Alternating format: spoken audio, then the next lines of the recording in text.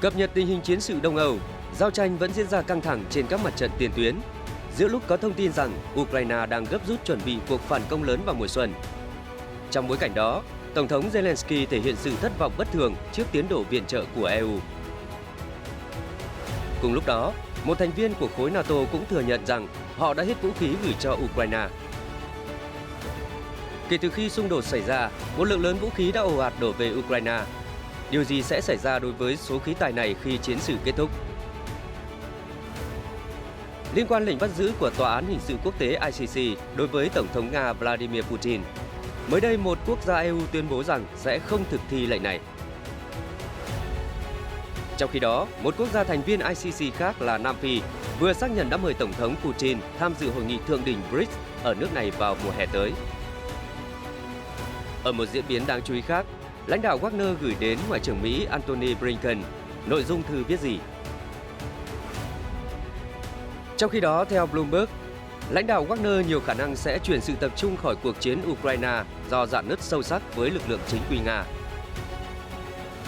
Các tin tức nổi bật khác, cựu Ngoại trưởng Mỹ cảnh báo Washington đang mắc sai lầm lớn khi xem nhẹ quan hệ Nga-Trung. Ở Đông Bắc Á, Triều Tiên thử nghiệm UAV mới có thể tạo ra sóng thần phóng xạ. Luật sư của ông Donald Trump sẽ đứng ra làm chứng trong vụ điều tra tài liệu mật được tìm thấy ở dinh thự của cựu Tổng thống hồi năm ngoái. Liên đoàn Điền kinh Thế giới cấm vận động viên chuyển giới tham gia các nội dung thi đấu dành cho nữ. Hình ảnh nổi bật ngày hôm nay, người Hồi giáo thưởng thức bữa ăn đầu tiên trong tháng lễ Ramadan tại Thánh địa Al-Aqsa, Jerusalem. Tất cả sẽ được gửi đến quý vị trong chương trình Thế giới hôm nay ngay sau đây.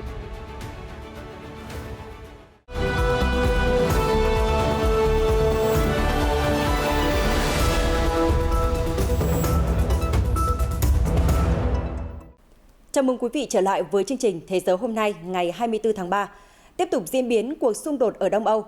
Thưa quý vị, trong video phát biểu hàng đêm mới đây, Tổng thống Ukraine ông Volodymyr Zelensky đã kêu gọi châu Âu tăng cường và đẩy nhanh việc cung cấp vũ khí hiện đại, áp đặt các lệnh trừng phạt cứng rắn hơn đối với Nga, khẳng định rằng nếu không làm thế, cuộc chiến có thể sẽ kéo dài nhiều năm.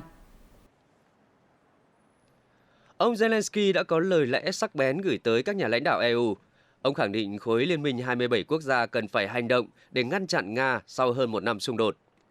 Mặc dù các quan chức Ukraine đã nhiều lần kêu gọi các đối tác tăng cường cung cấp vũ khí, nhưng những bình luận của ông Zelensky đã thể hiện sự thất vọng một cách bất thường. Trong video phát biểu trực tuyến trước các nhà lãnh đạo EU, ông Zelensky nói, nếu châu Âu chờ đợi, đối phương có thể có thời gian để tập hợp lại và chuẩn bị cho nhiều năm xung đột. Châu Âu có quyền ngăn chặn điều này. Ông nói chính EU đã trì hoãn các quyết định về việc cung cấp vũ khí tầm xa và máy bay chiến đấu hiện đại, cũng như thực hiện các cuộc đàm phán về việc trao cho Ukraine tư cách thành viên EU.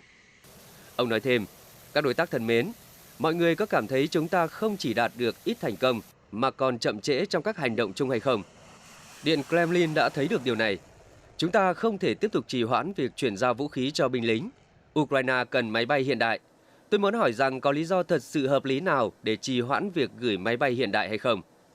Ông Zelensky cũng gửi lời cảm ơn đến Ba Lan và Slovakia, hiện là thành viên NATO và trước đây là một phần của khối hiệp ước Warsaw, vì đã đồng ý cung cấp máy bay MiG do Liên Xô chế tạo. Các nước đồng minh phương Tây đã bày tỏ sự dè dặt về việc gửi các máy bay chiến đấu phương Tây hiện đại đến Ukraine. Ông Zelensky cũng phàn nàn rằng EU dường như cũng không vội vàng áp đặt thêm các lệnh trừng phạt đối với Nga. Hôm 23 tháng 3, Bộ Quốc phòng Slovakia thông báo nước này đã bàn giao 4 trong số 13 chiến đấu cơ MiG-29 mà nước này cam kết cung cấp cho Ukraine. Theo Bộ Quốc phòng Slovakia, những chiếc máy bay còn lại sẽ được chuyển giao cho Kiev trong vài tuần tới. Trong một động thái liên quan, Bộ trưởng Quốc phòng Ukraine Oleksiy Reznikov đã hoan nghênh sự xuất hiện của những chiến đấu cơ thời Liên Xô từ Slovakia. Vị quan chức ví việc chuyển giao máy bay chiến đấu giống như đưa đàn chim đến Ukraine đón mùa xuân.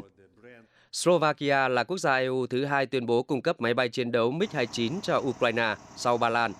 Nước này sở hữu 11 chiếc MiG-29, hầu hết đã bị loại biên từ mùa hè năm ngoái và trong tình trạng không hoạt động. Trước khi được chuyển giao cho Ukraine, những chiếc tiêm kích MiG-29 đã được Slovakia sửa chữa thay thế phụ tùng. Trong khi đó, Tổng thống Cộng hòa Séc Petr Pavel vừa thừa nhận rằng nước này đã không còn vũ khí để viện trợ cho Ukraine. Ông nói họ đã làm mọi thứ có thể để hỗ trợ Ukraine trong cuộc xung đột với Nga. Theo nhà lãnh đạo, khả năng sản xuất thêm đạn dược của đất nước ông đang bị hạn chế do thiếu lao động.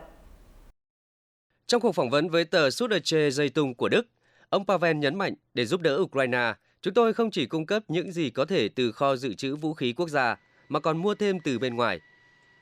Ông nói, Cộng hòa Séc vẫn có khả năng có thể sản xuất một số đạn dược và hệ thống phòng không mà Ukraine cần, song bị hạn chế do không đủ lực lượng lao động. Chúng tôi hiện là một trong những quốc gia có tỷ lệ thất nghiệp thấp nhất ở châu Âu, nên rất ít lao động nước ngoài đến đây. Nhưng vẫn còn cách, chẳng hạn đưa lao động từ Ukraine đến Cộng hòa Séc, Tổng thống Pavel nhận định. Mặt khác, nhà lãnh đạo cho rằng năm nay sẽ là năm quyết định kết quả của cuộc xung đột Ukraine. Nhưng sự ủng hộ của phương Tây dành cho chính quyền Kiev đang giảm dần theo thời gian, do xung đột kéo dài khiến nhiều quốc gia mệt mỏi. Châu Âu khó có thể một mình duy trì mức hỗ trợ hiện tại cho Ukraine. Nếu sự hỗ trợ của Mỹ suy yếu, thì khả năng hỗ trợ của một số quốc gia châu Âu cũng sẽ như vậy. Tổng thống Pavel nói khi lưu ý rằng cuộc bầu cử tổng thống sắp tới ở Mỹ sẽ chứng kiến sự tập trung của các cử tri chuyển từ vấn đề đối ngoại sang đối nội. Theo Bộ Quốc phòng Cộng hòa Séc, nước này đã cung cấp cho Ukraine số vũ khí trị giá 2,5 tỷ đô la Mỹ kể từ khi xung đột nổ ra. Praha không tiết lộ danh sách cụ thể những khí tài gửi đến Ukraine do lo ngại về an ninh và bị lộ chiến thuật. Thưa quý vị, kể từ khi xung đột Đông Âu nổ ra, một dòng vũ khí khổng lồ đã đổ về Ukraine, biến nước này trở thành quốc gia nhập khẩu vũ khí lớn thứ 3 thế giới trong năm 2022. Vậy khi chiến sự kết thúc, điều gì sẽ xảy ra đối với số khí tài này? Sau đây sẽ là nhận định được Tổ chức Sáng kiến Toàn cầu chống tội phạm xuyên quốc gia đưa ra cho vấn đề này. Trong bản báo cáo của mình, tổ chức này cảnh báo khi cuộc chiến kết thúc, các chiến trường của Ukraine có thể sẽ trở thành kho vũ khí mới dưới tình trạng vô chính phủ. Bất kỳ ai cũng có thể sử dụng số vũ khí này, từ quân nổi dậy ở châu Phi đến xã hội đen trên đường phố ở châu Âu. Vào ngày đầu tiên của cuộc chiến, Tổng thống Ukraine, ông Volodymyr Zelensky cho biết ông sẽ cung cấp vũ khí cho bất kỳ ai muốn bảo vệ đất nước. Cố Bộ trưởng Nội vụ Ukraine Denis Monatsky cho biết, chỉ trong 2 ngày đầu tiên, hơn 25.000 khẩu súng trường tự động, 10 triệu viên đạn và một số lượng súng phóng lựu đã được trao cho dân thường. Một nguồn cung cấp vũ khí chính khác là những vũ khí do những người lính Nga đã ngã xuống và rút lui bỏ lại. Sáng kiến Toàn cầu chống tội phạm có tổ chức xuyên quốc gia là tổ chức phi lợi nhuận có trụ sở tại Thụy Sĩ. Một số thông tin đáng chú ý khác về xung đột Nga-Ukraine, tờ Sydney Morning Herald SMH của Australia đưa tin hôm 23 tháng 3, Daniel Newman, một kẻ cực đoan cực hữu và là một tội phạm bạo lực, đã bay từ Australia đến Ukraine để tham gia cuộc chiến chống lại quân đội Nga. SMH cho biết hiện Australia đang ngăn chặn những phần tử cực đoan bạo lực đến Ukraine và học hỏi kinh nghiệm chiến đấu. Trước đó vào tháng 2, Newman đã lần đầu tiên đến Kuala Lumpur, Malaysia, sau đó đến châu Âu và cuối cùng là đến Ukraine vào tháng này. Báo cáo cho biết thêm rằng, người đàn ông này đã nói với các cộng sự của mình rằng đang lên kế hoạch tham gia vào cuộc chiến chống lại lực lượng Nga. Newman là thành viên của một nhóm cực đoan quốc tế có tên là Combat 18, hay còn gọi là C-18, được thành lập tại Vương quốc Anh vào đầu những năm 1990, sau đó đã mở rộng mạng lưới của mình sang các quốc gia khác ở châu Âu. Các thành viên của nhóm có liên quan đến một số vụ giết người, bao gồm cả ở Anh và Đức. Năm 2019, Canada đã đưa C-18 vào danh sách khủng bố. Theo tờ Sydney Morning Herald, bản thân Newman trước đây đã bị bỏ tù về tội bạo lực ở bang Victoria, Australia. Sau đó giúp những người theo chủ nghĩa phát xít mới ở nước này củng cố mối quan hệ với các băng đảng trong tù, cũng như thành lập một phòng giam ở Tasmania. Bộ Nội vụ Australia và Tổ chức Tình báo An ninh Australia trước đó đã khởi động một chiến dịch mang tên dự án Beacon nhằm ngăn chặn những kẻ theo chủ nghĩa tân phát xít rời Australia và học hỏi kinh nghiệm chiến đấu ở nước ngoài. Người phát ngôn của Bộ Nội vụ Australia, bà Claire O'Neill, đã từ chối đưa ra bất kỳ bình luận nào về diễn biến. Người phát ngôn nói, chính phủ không bình luận về các vấn đề an ninh quốc gia. Tuy nhiên, theo tờ Sydney Morning Herald, các nhà chức trách trước đó đã ngăn chặn được một kẻ cực đoan cực hữu khác và đồng thời là một cựu quân nhân có tên Conor Tretinovic bay tới châu Âu vì lo ngại rằng người này cũng có thể muốn chiến đấu cho Ukraine. Người đàn ông này đã bị hủy hộ chiếu vào năm 2020. Liên quan đến lệnh bắt giữ của Tòa án Hình sự Quốc tế ICC đối với Tổng thống Nga Vladimir Putin, mới đây Chánh Văn phòng Thủ tướng Hungary khẳng định họ sẽ không thực thi lệnh này. Phát biểu trong cuộc họp báo tại Budapest hôm 23 tháng 3, ông Gergely Gulyás, Chánh văn phòng Thủ tướng Hungary Viktor Orbán nêu rõ, dựa theo luật pháp và hiến pháp của đất nước, chúng tôi không thể bắt giữ vị Tổng thống Nga nếu nhà lãnh đạo sang thăm. Theo vị quan chức, dù Hungary đã ký quy chế Rome về việc thành lập ICC, nhưng nước này vẫn chưa áp dụng quy chế vào hệ thống tư pháp của mình. Lệnh bắt giữ là một quyết định đáng tiếc, làm tình hình thêm leo thang, chứ không thể dẫn đến hòa bình, ông Gulyás nhận định, đồng thời cho biết đây là ý kiến chủ quan của ông. Lãnh đạo hiện nay của Hungary là Thủ tướng Viktor Orbán, người theo chủ nghĩa dân túy và luôn duy trì quan hệ thân thiết với Nga sau khi xung đột ở Ukraine nổ ra, trái ngược với các quốc gia khác trong Liên minh châu Âu EU. Nhà lãnh đạo từng nhiều lần chỉ trích các biện pháp trừng phạt của khối nhằm vào Nga, cũng như phản đối gửi vũ khí đến Ukraine. Hôm 17 tháng 3, ICC đã phát lệnh bắt giữ đối với Tổng thống Nga Vladimir Putin và Ủy viên phụ trách quyền trẻ em Maria Lvova-Belova, với cáo buộc phạm tội ác chiến tranh khi đưa trẻ em từ các vùng bị chiếm đóng của Ukraine sang Nga bất hợp pháp. Bộ trưởng Tư pháp Đức Marco Buschmann trong một tuyên bố khẳng định nước này sẽ tuân theo lệnh của ICC, tiến hành bắt giữ Tổng thống Putin nếu nhà lãnh đạo đặt chân lên lãnh thổ nước này. Vào cùng ngày, Ngoại trưởng Nam Phi Naledi Pandor xác nhận Nam Phi đã mời Tổng thống Nga Vladimir Putin dự hội nghị thượng đỉnh BRICS do nước này tổ chức vào tháng 8 tới tại Durban, bất chấp lệnh bắt giữ của ICC đối với nhà lãnh đạo. Bà Pandor giải thích, Tổng thống Putin là một trong những nguyên thủ quốc gia thuộc BRICS, khối các nền kinh tế mới nổi lớn gồm Brazil, Nga, Ấn Độ, Trung Quốc và Nam Phi. Với tư cách là một thành viên ICC, bà Pandor cho biết Nam Phi cần tổ chức một cuộc thảo luận trong Quốc hội để thống nhất cách phản ứng của nước này đối với lệnh bắt giữ Tổng thống Putin. Theo nữ quan chức, động thái này nên diễn ra càng sớm càng tốt. Hiện chưa rõ liệu Tổng thống Putin có nhận lời mời tham dự hội nghị thượng đỉnh BRICS tại Nam Phi hay không. Hồi đầu tuần, người phát ngôn của Tổng thống Nam Phi Cyril Ramaphosa cho biết nước này nhận thức được nghĩa vụ pháp lý của mình đối với lệnh bắt giữ Tổng thống Putin do ICC ban hành. Người này đồng thời nói rằng họ sẽ tiếp tục làm việc với các bên liên quan. Trong khi đó, Tổng công tố Ukraine hôm 23 tháng 3 đã ký một thỏa thuận với Tòa án Hình sự Quốc tế ICC cho phép cơ quan này mở văn phòng đại diện tại Kiev. Động thái diễn ra vài ngày sau khi ICC ban hành lệnh bắt giữ Tổng thống Nga Putin. Tổng công tố Ukraine Andriy Kostin gọi thỏa thuận cho phép ICC mở văn phòng đại diện tại Kiev là một khởi đầu quan trọng trong mối quan hệ giữa Ukraine và ICC, dù nước này cho đến nay vẫn chưa ký quy chế Rome về việc thành lập ICC. Trong cuộc gặp với thư ký ICC Peter Lewis, ông Kostin nhấn mạnh, chúng tôi sẽ không dừng lại cho đến khi tất cả những kẻ phạm tội ác chiến tranh chống lại Ukraine bị đưa ra trước công lý và buộc phải chịu trách nhiệm cho hành động của mình. Ông Kostin đồng thời ca ngợi trưởng công tố ICC Karim Khan, người gửi đơn xin lệnh bắt giữ Tổng thống Putin vì những nỗ lực bảo vệ công lý không ngừng nghỉ. Ông cũng cho biết Ukraine và ICC sẽ cùng nhau xây dựng một thế giới công bằng hơn. Không chỉ Ukraine, một số quốc gia lớn trên thế giới như Nga, Mỹ, Trung Quốc và Ấn Độ không phải là thành viên của ICC và không công nhận thẩm quyền của cơ quan này. Theo hãng thông tấn TASS, người sáng lập tập đoàn quân sự tư nhân Wagner, ông Evgeny Prigozhin đã gửi một bức thư được viết bằng tiếng Nga và tiếng Anh đến Ngoại trưởng Mỹ Antony Blinken. Trong đó, ông Prigozhin đã đề nghị Washington nên từ bỏ việc gây ảnh hưởng chính trị ở châu Phi. Ông Prigozhin viết trong bức thư rằng vì hầu hết các quốc gia châu Phi không tin tưởng vào chính sách của Pháp và Mỹ, đồng thời độ tín nhiệm của họ cũng rất thấp. Tôi đề nghị Mỹ nên từ bỏ nỗ lực gây ảnh hưởng chính trị ở châu Phi và chỉ tập trung vào tình hình an ninh mà Wagner mang lại. Theo ông Prigozhin, hiện nay lợi dụng sự tập trung của Wagner về các vấn đề Ukraine, chính quyền Mỹ và các quốc gia khác đang tích cực cố gắng định hình lại chiếc bánh châu Phi và áp đặt các lệnh trừng phạt đối với bất kỳ ai chống lại họ. Ông Prigozhin nói thêm, tôi muốn Mỹ và châu Âu phải thừa nhận thực tế là những nỗ lực lâu dài của Mỹ và các đồng minh của họ nhằm lập lại trật tự và nắm kiểm soát an ninh ở châu Phi đã không mang lại kết quả gì.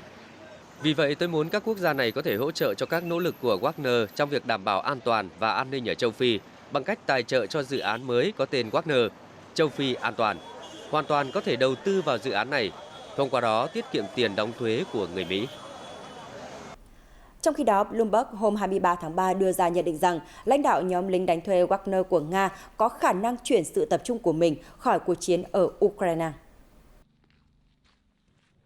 Theo Bloomberg, ông Prigozhin có kế hoạch chuyển nhượng trọng tâm trở lại châu Phi, nơi các chiến binh Wagner có mặt rải rác khắp Sudan, Cộng hòa Trung Phi, Mali và các quốc gia khác.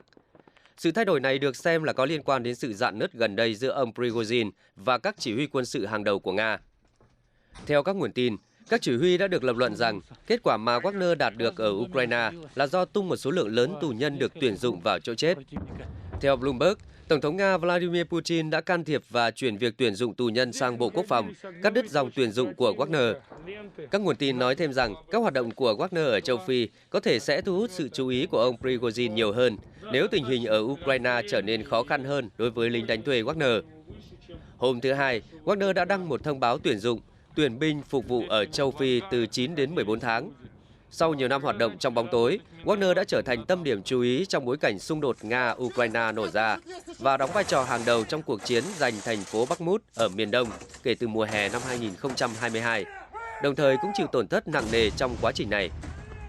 Những căng thẳng giữa Wagner và Bộ Quốc phòng Nga đã âm ỉ trong nhiều tháng khi ông Prigozhin nói rằng quân đội Nga coi thường chiến thắng của các chiến binh Wagner và làm chậm bước tiến của các đơn vị Wagner. Chuyển sang các tin tức khác trên thế giới. Trong cuộc phỏng vấn với Fox News mới đây, cựu Ngoại trưởng Mỹ dưới thời của cựu Tổng thống Donald Trump, ông Mike Pompeo đã cảnh báo rằng chính phủ Mỹ đang mắc phải một sai lầm chiến lược to lớn khi hạ thấp tầm quan trọng của mối quan hệ Nga-Trung hiện nay. Ông Pompeo nói rằng liên minh giữa Moscow và Bắc Kinh có thể là mối quan hệ chớp nhoáng, nhưng họ vẫn đang hợp tác cùng nhau. Ông nói thêm, việc Nhà Trắng xem nhẹ điều này như thể đây là điều không đáng hoặc không quan trọng là một sai lầm chiến lược to lớn. Ông Pompeo nhấn mạnh rằng Trung Quốc đã nhận được năng lượng với giá chiết khấu từ Nga. Ông giải thích thêm, hiện nay các công ty sản xuất của Mỹ đang phải thanh toán toàn bộ chi phí vận chuyển năng lượng, trong khi Trung Quốc đang được giảm giá 15-20% đối với mỗi thùng dầu và bán phá giá sản phẩm của mình tại Mỹ. Cựu Ngoại trưởng cũng tuyên bố rằng việc Bắc Kinh hỗ trợ vũ khí sát thương cho Nga gần như là chắc chắn. Bắc Kinh trước đây đã bác bỏ thông tin rằng Trung Quốc đang cung cấp hoặc lên kế hoạch gửi vũ khí cho Moscow trong bối cảnh xung đột với Kiev. Gọi những cáo buộc như vậy của Washington là sai sự thật. Nga cũng khẳng định rằng nước này dựa vào vũ khí sản xuất trong nước trong chiến dịch quân sự của mình. Ông Pompeo tiếp tục, chính quyền ông Biden đã thất bại. Họ đã cho phép Nga và Trung Quốc đến với nhau theo cách này, và điều đó gây ra rủi ro to lớn cho Mỹ và mọi người dân. Reuters dẫn nguồn tin từ chính phủ Canada và một quan chức Mỹ vào hôm 23 tháng 3 cho biết hai nước đã đạt được thỏa thuận nhằm ngăn chặn những người tị nạn đi vào biên giới đất liền chung thông qua các cửa khẩu không chính thức.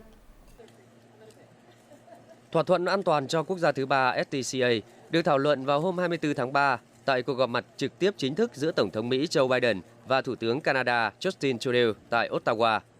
Ông Trudeau đã phải chịu áp lực trong việc ngăn chặn dòng người xin tị nạn ở Quebec, tỉnh chủ yếu nói tiếng Pháp. Trong thỏa thuận, Canada sẽ tiếp nhận thêm 15.000 người di cư trong năm tới. Ông Biden đã đến Canada vào hôm 23 tháng 3 và sẽ phát biểu trước Quốc hội vào hôm 24 tháng 3 với ông Trudeau. Các cửa khẩu biên giới giữa hai quốc gia được quản lý dựa trên thỏa thuận STCA, cho phép các quan chức Mỹ và Canada hỗ trợ những người xin tị nạn nhập cảnh thông qua các cửa khẩu chính thức, nhưng không áp dụng cho các cửa khẩu không chính thức. Thưa quý vị, hôm 23 tháng 3, Thái tử William của Hoàng gia Anh đã có cuộc gặp với Tổng thống Ba Lan Andrzej Duda trong ngày thứ hai của chuyến thăm đến nước này. Thông tin được Reuters đăng tải. Reuters dẫn thông báo của văn phòng Tổng thống Duda cho biết, trong cuộc gặp, nhà lãnh đạo đã trò chuyện với Thái tử William về việc viện trợ cho Ukraine. Trong khi đó, theo người phát ngôn của Thái tử, người thừa kế ngai vàng Hoàng gia Anh đã nhân cơ hội này gửi lời cảm ơn đến Tổng thống Duda cùng toàn thể người dân Ba Lan trong nỗ lực hỗ trợ những người tị nạn Ukraine phải chạy trốn vì xung đột. Trước khi gặp Tổng thống Duda, Thái tử William cũng đã đặt vòng hoa tại mộ chiến sĩ vô danh, tượng đài tôn vinh những người lính Ba Lan hy sinh mạng sống vì đất nước. Ông bà của Thái tử, nữ hoàng Elizabeth đệ nhị và Hoàng thân Philip cũng từng đến nơi này trong chuyến thăm cấp nhà nước vào năm 1996. Ở khu vực Đông Bắc Á, theo hãng thông tấn KCNA, hôm 24 tháng 3, Triều Tiên đã tiến hành thử nghiệm một thiết bị không người lái tấn công dưới nước có chức năng hạt nhân mới và có thể tạo ra sóng thần phóng xạ. Trong cuộc tập trận được chiếu trên đài truyền hình nhà nước KRT của Triều Tiên, thiết bị không người lái mới của Triều Tiên di chuyển được dưới nước ở độ sâu từ 80 đến 150 mét trong hơn 59 giờ và phát nổ ở vùng biển ngoài khơi bờ biển phía đông của nước này. Được mệnh danh là Haeil hay còn gọi là sóng thần, hệ thống thiết bị không người lái này có thể thực hiện các cuộc tấn công lén lút vào vùng biển của đối thủ và tiêu diệt các nhóm tấn công hải quân, cũng như các cảng hoạt động chính thức, bằng cách tạo ra một làn sóng phóng xạ quy mô lớn. KRT cũng xác nhận Triều Tiên đã bắn tên lửa hành trình hôm thứ Tư 22 tháng 3 để thực hành nhiệm vụ tấn công hạt nhân chiến thuật. Theo thông tin từ các phương tiện truyền thông, luật sư của cựu Tổng thống Mỹ Donald Trump dự kiến sẽ đưa ra lời khai bổ sung vào hôm 24 tháng 3, trước khi bồi thẩm đoàn điều tra việc xử lý các tài liệu mật được tìm thấy ở dinh thự Mar-a-Lago của ông hồi năm ngoái. Thẩm phán Barry Howell đã ra lệnh cho luật sư Ivan Kokoran làm chứng sau khi ông sử dụng đặc quyền của luật sư. Thân chủ trong lần xuất hiện trước đại bồi thẩm đoàn vào tháng 1 và từ chối trả lời các câu hỏi của các nhà điều tra về sự liên lạc của ông với ông Donald Trump. Người phát ngôn của ông Trump là Stephen Chung đã nói rằng, chúng tôi sẽ đấu tranh với Bộ Tư pháp trên mặt trận này và đấu tranh với tất cả những người gây nguy hiểm cho các quyền và giá trị cơ bản của Mỹ. Ông Trump vốn đang tìm kiếm sự đề cử của Đảng Cộng Hòa trong cuộc bầu cử Tổng thống vào năm 2024, đã cáo buộc Bộ Tư pháp tiến hành một cuộc săn phù thủy chống lại ông. Luật sư đặc biệt là ông Jack Smith hiện đang điều tra ông Trump về việc lưu giữ bất hợp pháp thông tin quốc phòng tại khu nghỉ dưỡng Mar-a-Lago ở Florida. Đồng thời, ông cũng đang điều tra xem liệu ông Trump có đang cố gắng cản trở cuộc điều tra này hay không. Đến với những chuyển động thể thao quốc tế, thưa quý vị, Liên đoàn Điền kinh Thế giới mới đây đã chính thức thông báo lệnh cấm vận động viên chuyển giới tham gia các giải nữ cấp cao.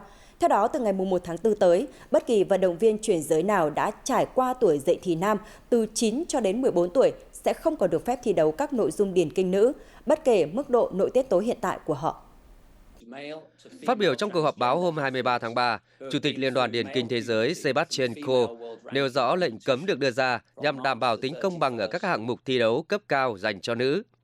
Ông cho biết, Liên đoàn đã tham vấn ý kiến của các bên như thành viên liên đoàn, huấn luyện viên, vận động viên hay chuyên gia của Ủy ban quốc tế để đưa ra quyết định.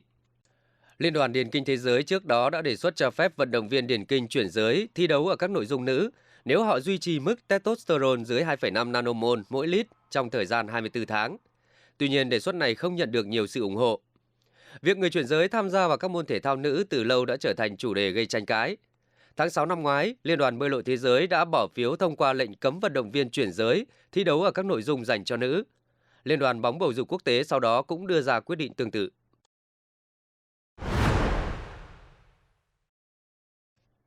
Mới đây, Harry Kane đã phá kỷ lục của Wayne Rooney, trở thành cầu thủ ghi nhiều bàn thắng nhất mọi thời đại cho đội tuyển bóng đá quốc gia Anh. Thành công rút thủng lưới đối phương từ chấm 11 m ở phút 44 trong trận lượt đi trước Italia ở bảng C vào loại Euro 2024. Tiền đạo 29 tuổi đã nâng tỷ số trận đấu lên 2-0 cho Tam Sư. Đây là bàn thắng thứ 54 của Kane trong màu áo của đội tuyển qua 81 trận. Dù để Italia gỡ lại một trái, nhưng đội tuyển Anh vẫn đánh bại đương kim vô địch Euro với tỷ số chung cuộc 2-1 ngay trên sân khách. Phát biểu sau trận đấu, đội trưởng tuyển Anh đã chia sẻ, một đêm tuyệt vời, từ rất lâu chúng tôi không thể giành chiến thắng tại Italia. Quả phạt đền là một khoảnh khắc kỳ diệu. Harry Kane đã đeo băng thủ quân Tam Sư trước thềm World Cup 2018. Giải đấu anh được vinh danh là vua phá lưới với 6 bàn thắng. Đội tuyển Anh sẽ tiếp Ukraine trên sân nhà vào ngày 26 tháng 3 tới. Trong khi đó, đội tuyển Bồ Đào Nha đã có trận mở màn vòng loại Euro 2024 tưng bừng trước Liechtenstein ở bảng G trên sân nhà Jose Alvalade. Tại đây, tiền đạo Cristiano Ronaldo đã không những ghi cú đúp ấn định chiến thắng 4-0 cho Bồ Đào Nha mà còn phá kỷ lục về số lần khoác áo đội tuyển quốc gia. Trở lại đội hình chính của Bồ Đào Nha trong trận đấu ra mắt của huấn luyện viên Roberto Martinez, CR7 đã có tổng cộng 197 lần ra sân cho tuyển quốc gia, vượt qua thành tích của Badr Al-Mutawa, cầu thủ 38 tuổi người Kuwait. Gặp Liechtenstein được cho là trận đấu dễ dàng đối với thầy trò huấn luyện viên Martinez, khi đội tuyển này chỉ đứng thứ 198 trên bảng xếp hạng FIFA. Chiến thắng trước Liechtenstein giúp Bồ Đào Nha giữ ngôi vị đầu bảng G, cùng có 3 điểm với Bosnia và Herzegovina, nhưng hơn hiệu số bàn thắng bại. Ở trận đấu tiếp theo vào ngày 26 tháng 3, Ronaldo và đồng đội sẽ làm khách trên sân Luxembourg. Mới đây, tại thủ đô Seoul của Hàn Quốc, một con ngựa vằn đã trốn thoát khỏi vườn thú. Cảnh tượng vây bắt con vật này đã khiến người chứng kiến vô cùng ngạc nhiên. Trong một đoạn video do trạm cứu hỏa quận Gwajin của Seoul cung cấp, Con ngựa vằn được nhìn thấy khi đang ngao du qua một con hẻm đông đúc các tòa nhà dân cư ở phía đông trung tâm thành phố. Các nhân viên cứu hộ đã bắn phi tiêu chứa thuốc an thần vào con vật, làm nó bất tỉnh trước khi quấn nó vào lưới và đưa lên xe tải. Công viên trẻ em Seoul, nơi con ngựa vằn trốn thoát, xác nhận vụ việc, đồng thời cho biết con vật đã trở về chuồng an toàn. Cơ sở nói thêm, con ngựa vằn được sinh ra tại đây vào năm 2021. Nó đã phá vỡ sàn gỗ được lắp quanh chuồng và trốn thoát. Ngựa vằn thuộc họ ngựa châu Phi, phân thành 3 loài, gồm ngựa vằn núi, ngựa vằn đồng bằng và ngựa vằn Grevy's. Chúng được nhận dạng bởi các sọc đen và trắng đặc trưng trên người. Loài động vật này thường sống theo bầy đàn, con trưởng thành có thể nặng tới 350 kg. Thưa quý vị, vào ngày 23 tháng 3, cộng đồng người Hồi giáo trên toàn thế giới đã bước vào tháng lễ Ramadan, một trong những dịp lễ quan trọng nhất của họ. Nhưng ngày này thì nhiều tín đồ đã tập trung về thánh địa Al-Aqsa ở Jerusalem để thưởng thức bữa ăn đầu tiên của tháng Ramadan. Bữa ăn do một tổ chức thực hiện trước khi mặt trời ló dạng, các thành viên trong nhóm đã trải những tấm vải bên ngoài thánh đường và bày biện những món ăn lên đó. Ông Iyad Jaber, một người trong ban tổ chức cho biết, chúng tôi đã thực hiện bữa ăn tập thể này suốt 10 năm qua. Chúng tôi làm điều đó không để tìm kiếm sự biết ơn từ bất kỳ ai, mà để phục vụ Thượng Đế. Cảm ơn Chúa. Omar Salim, một tín đồ đến từ bờ Tây tham gia bữa ăn chia sẻ. Bình thường chúng tôi sẽ ăn tại nhà cùng với các thành viên trong gia đình. Nhưng năm nay chúng tôi muốn thay đổi và đến đây, thưởng thức bữa ăn cùng mọi người, cảm giác thật tuyệt vời. Thông thường vào những năm trước, các cuộc đụng độ giữa cảnh sát Israel và người Palestine sẽ nổ ra trong tháng Ramadan tại nhiều địa điểm khác nhau ở Jerusalem, đặc biệt là xung quanh thánh địa Al-Aqsa. Đây là địa điểm thiêng liêng đối với 3 tôn giáo lớn: Do Thái giáo, Cơ đốc giáo và Hồi giáo.